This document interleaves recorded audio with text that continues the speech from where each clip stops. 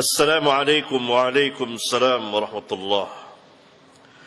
Ustaz, bagaimana sikap makmum mengenai kunut subuh jika imam melakukannya?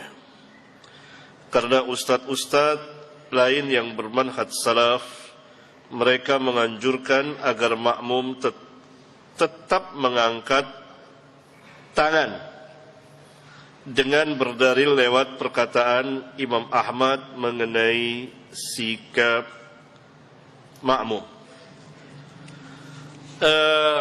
Kunut subuh, tanyakan kepada ustaz itu, kunut subuh bid'ah atau sunnah? Itu pertama. Kalau sunnah menurut mereka ahli kunut. Itu. Kita harus tahu dulu. Menurut antum, kunut subuh itu sunnah atau bid'ah? Kalau jawabannya sunnah, halas. Berbeda antara kita dengan mereka. Kita mengatakan kunut subuh itu bid'ah. Jika mereka mengatakan tidak ada ulama yang membid'ahkan, apa jawaban kita? Apa jawabannya? Enggak, apa jawabannya? Jawaban pertama, ketuanya ulama telah membid'ahkannya. Siapa? Sahabat. Ya bunayya, hai anakku, itu muhdas. Hai anakku, itu bid'ah. Kalau Syafi'i, Malik, Ahmad, Abu Hanifah dan lain-lain ulama tidak membid'ahkannya, misalnya, maka ada sahabat yang membid'ahkannya. Cukup bagi kita sahabat. Tentu lebih mulia sahabat dari mulia. Sahabat langsung mengatakan bid'ah.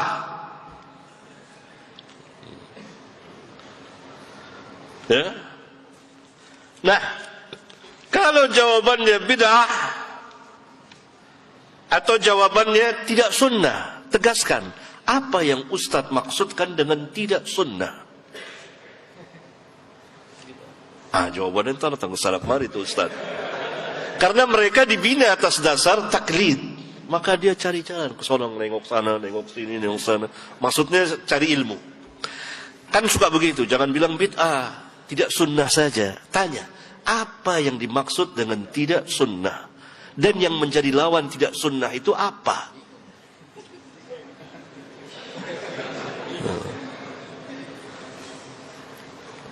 Bolehkah kita katakan usolli itu tidak sunnah? Iya, usolli tidak sunnah.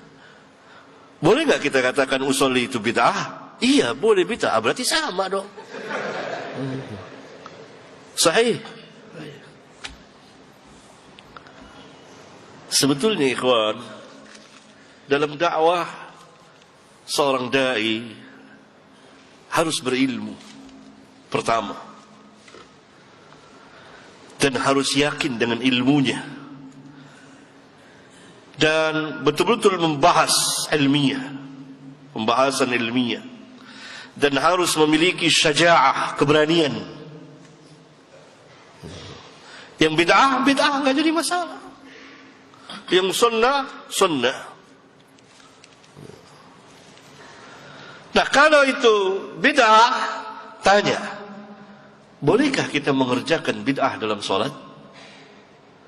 Diperintahkah kita mengerjakan bid'ah dalam sholat? Boleh nggak? Nggak boleh. Dalilnya? Sallu kama ra'aitumuni usalli. Salatlah sebagaimana kamu melihat aku salat, bukan sebagaimana kamu melihat mereka salat. Tidak, aku salat. Semuanya merujuk kepada Nabi yang mulia sallallahu alaihi wasallam. Mereka berkata lagi, kita diperintah untuk mengikuti imam. Innama ju'ilal imamu liyutamma bihi. Tanya, mutlaqan atau muqayyadan? Mutlakkah atau muqayyad dengan sunnah? Kalau dikatakan mutlaqan, berarti antum harus mengikuti imam yang mengangkat tangan lebih dari kepalanya. Gini. Berarti kita harus mengikuti imam yang bersedekap seperti ini ya. Gini. Kok antum nggak ikuti? Kan mutlaqan. Gini. Antum harus mengikuti imam. Kenapa antum di sini? Lempeng, nggak bengkok seperti ini.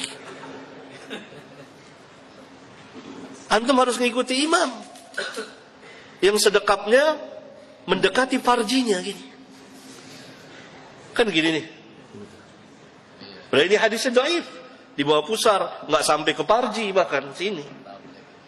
Berarti mengamalkan hadis dhaif dan dalam mengamalkannya tidak tepat sampai mendekati farji gini. Harusnya di sini di bawah pusar. Tapi hadis itu dhaif. Kenapa antum nggak ngikuti?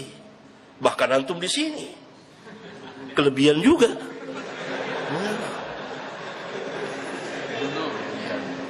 Sahih. Saya ajak antum bebas merdeka. Ini saya. Antum imma mau ikut ustaz lah, antum merdeka. Saya hanya mau bahas ini. Untuk para pelajar merdeka, bahas sendiri antum. Antum bisa baca kitab. Berarti tidak mutlak. Lalu ditanya lagi, oh kita kan pernah Nabi SAW salat 5 rakaat, sahabat ikut. Nabi lupa, itu bid'ah atau lupa? Bukan bid'ah, lupa. Beda. Antum nggak bisa bedain antara lupa dengan bid'ah.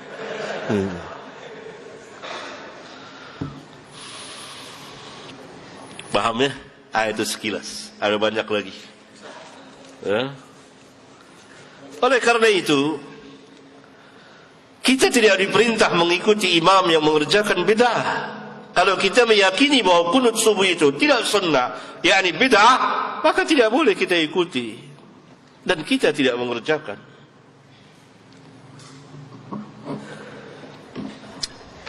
Ustaz,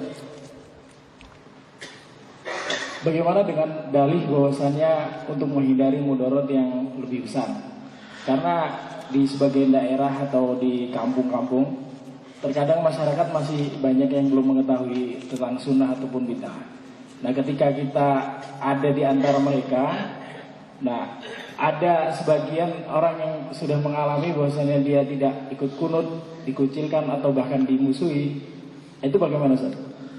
Saya tanya sama antum, pembahasan tentang kunut subuh ada dan tidaknya ini baru setelah antum lahir atau jauh sebelum antum lahir? Jawab. Pegang mic.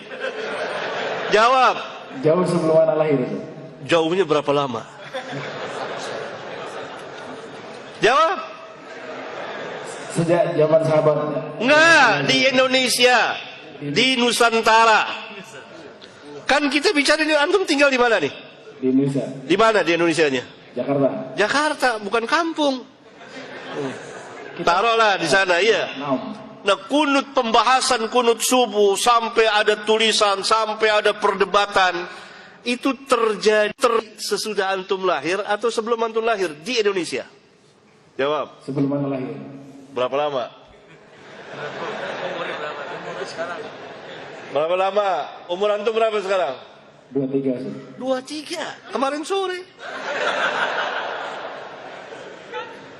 Bahkan tuaan pengajian ini dari umur antum. Tahun berapa antum lahir? 93. 93, tuaan setahun pengajian ini. Pengajian ini dimulai tahun 92. Antum belum lahir, tahun depan antum baru lahir, 93. Paham? Saya terangkan. Biasa ya. Jangan kecil hati antum, ini biasa. Ini majelis laki-laki. Bebas antum, bebas. Merdeka. Jangan baper, jangan. Ya ini bebas mereka. Saya bukan marah sama antum, bukan ini. Enggak. Biasa saya antum tahu semua. Ya ini pembahasan kunut subuh di negeri kita ini sudah 1 abad kira-kira. Dan itu dari awal tahun 19-an. Bahkan bapak saya aja belum lahir kali itu. Kakek saya, kakek antum. Sudah ada. Jadi bukan hal baru. Bukan hal baru yang perlu ditakuti. Itu pertama. Yang kedua, kenapa antum dai yang pegang dengan sunnah lalu dikucilkan, dimarahi, kok takut dimarahi? Hah? Ini sunnahnya para nabi dan rasul. Para nabi dibunuh. Lihat, Bani Israel membunuh para nabi. Ada dakwah biasa, hal biasa. Kenapa takut itu dikucilkan? Kenapa takut masyarakat? Padahal ini bukan hal lain, hal yang baru sekarang ini. Paham? Jadi tidak bisa, ini alasan yang sangat lemah, lebih lemah dari sarang laba-laba. Paham ya? Itu udah lama.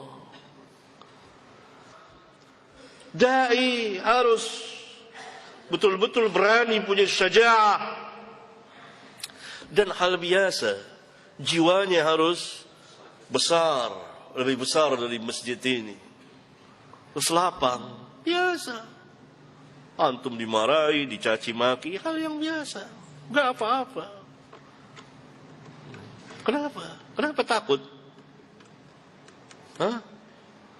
Padahal doanya kan Allahumma inni a'udzubika minal jubni.